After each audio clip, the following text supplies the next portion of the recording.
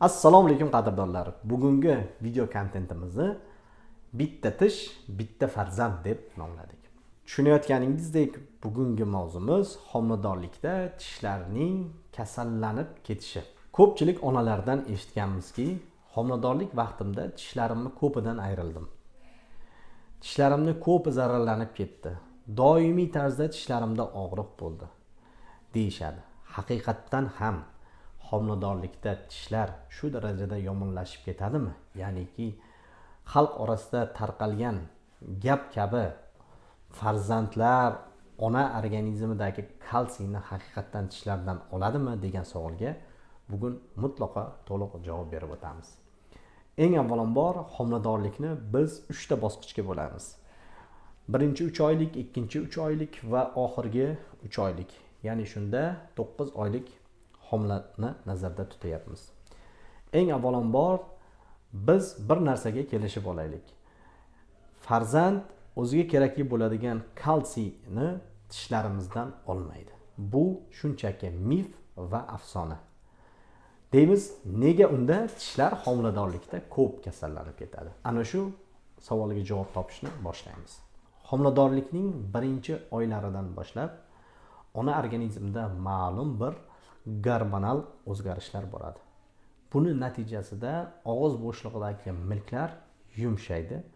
O'sha sohada qon aylanishi jadallashadi va bu sohaga kelayotgan qon patogi, ya'ni qonni kelayotgan miqdori oshadi. Buni natijasida milklar shishib qoladi va milklar tishlarni mahkam quchoqlab turish kerak bo'ladigan bo'lsa, shu oraliq biroz bo'shaydi.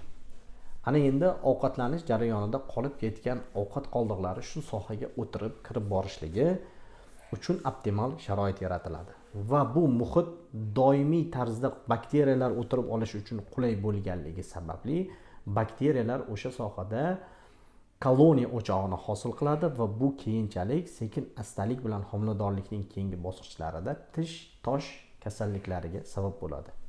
Tish tosh kasalliklari milk osti va milk usti bo'lishligi mumkin. Deyishadi, og'iz bo'shlig'imda hech qanaqa tosh kasalligi yo'q. Ammo milk ostida ham tish toshlari sekin-astalik bilan joylashib qolishligi mumkin. Bunday holatlarda o'sha sohadagi qon aylanishi buziladi. Va bu yerda ikkinchi faktorni biz nazarda tutamiz.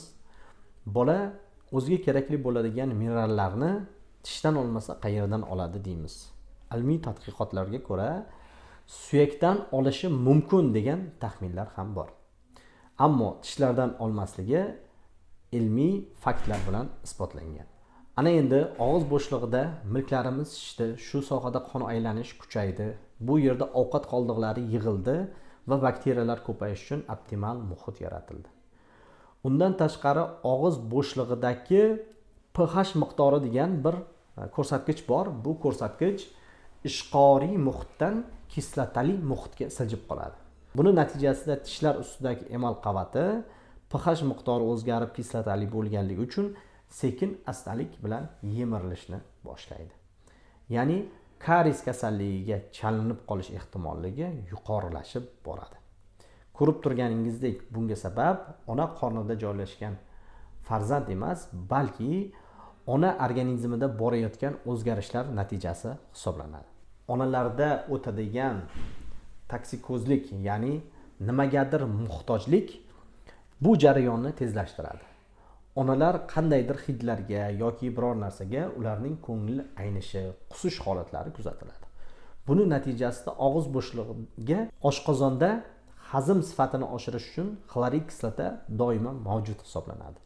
Qayd qilish, ko'ngil aynishi, zarda qilishlar, jig'ildon qaynashlari shu oshqozonda joylashib qolgan xlorid kislotani og'iz bo'shlig'iga chiqib qolishligiga sabab bo'ladi. Og'iz bo'shlig'imizda kislotali muhit yuqori edi. To'g'ridan to'g'ri oshqozondagi xlorid kislota og'iz bo'shlig'iga chiqqandan keyin kislotalik haddan oshib ketadi va tish emallarini bu xlorid kislota bombardimon kabi bombardimon qilishni boshlaydi. Ana endi buni oldini olish choralari bor yoki yo'qligiga diqqat e'tiborimizni qaratamiz.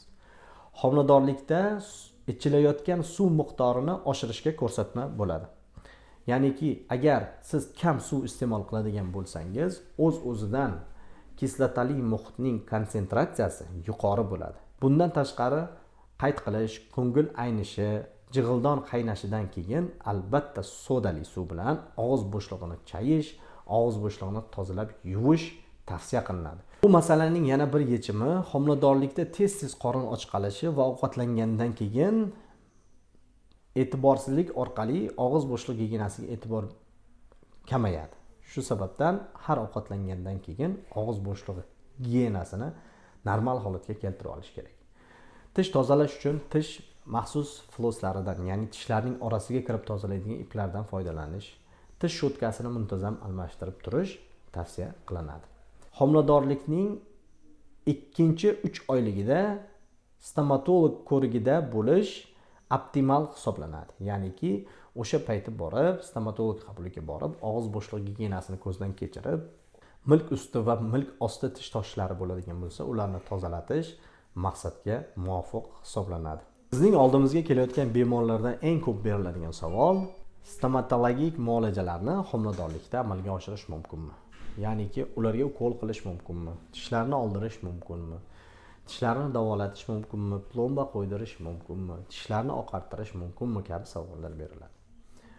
Homiladorlikning o'sha 3 ta bosqichida, ya'ni 1-chi, 2-chi, 3-chi 3 oylik periodda ham tishlarni davolatish stomatolog ko'rigida bo'lish mumkin. Bu nisbiy qarshi ko'rsatma hisoblanadi. Ya'ni mutlaqo mumkin emas, vaziyatdan kelib chiqib mumkin sanaladi. Bularning o'rtasida 2-3 oylik, 4-chi, 5-chi, 6-chi oylarda stomatolog qabulida bo'lishga optimal muhit bo'ladi. Ya'niki qo'rqmasdan stomatologga borishingiz mumkin bo'ladi. Qisqacha qilib aytadigan bo'lsak, bitta farzand, bitta tish emas, balki homiladorlikda onalarning biroz erinchoqligi, biroz loqaydligi sababli og'iz bo'shlig'idagi tishlar emaliga putur yetadi va tishlar zararlanadi. Shu sababdan onalar, iltimos, farzandingizni tishlaringiz yo'qligida ayblamang. Sog' bo'ling, salomat bo'ling.